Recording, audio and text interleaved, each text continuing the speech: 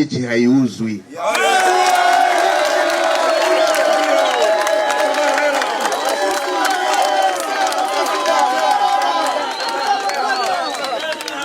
Kwa hiyo mbichi haiuzwi.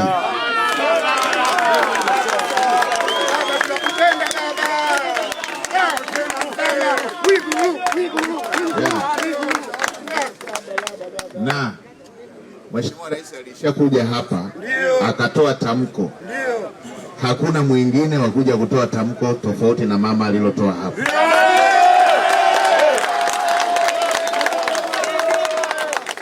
Kwa lile tamko alilotoa Mheshimiwa Rais hapa Daktari Samia Suluhu Hassan, ndio hilo hilo sisi tunalosimamia hapa. Hapauzi,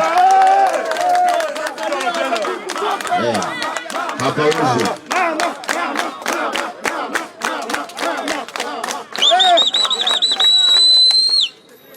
Kwa hiyo kwa kuwa hata afisa biashara amesema inawezekana ilikuwa ni tafasiri, ni masuala ya tafasiri ama ya kutokuelewana ama ya kuteleza katika mawasiliano, tuende na tamko la serikali ambalo alitoa Mheshimiwa Rais yeye mwenyewe kwamba hapa ni kwa ajili ya vijana wetu.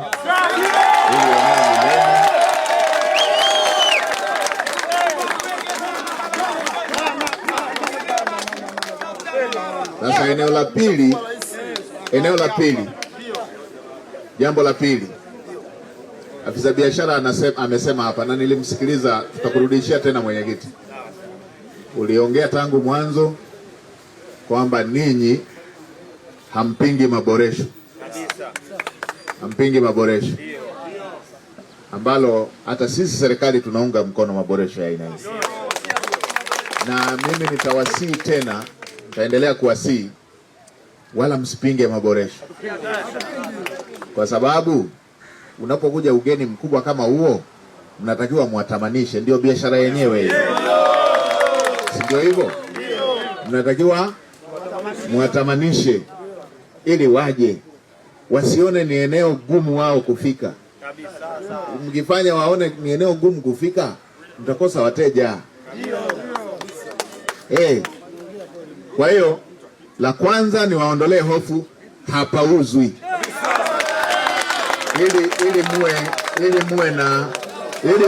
ili muwe na uhuru huo wa kuunga mkono maboresho hayo. Eneo haliuzwi.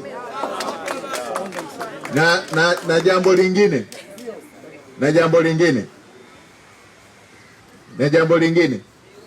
wala hakuna mwekezaji anakuja hapa. Wawekezaji ni nyewe wenyewe.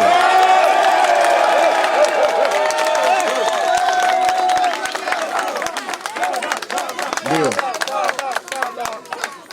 wala hakuna mwekezaji anakuja, wawekezaji ni nyewe wenyewe.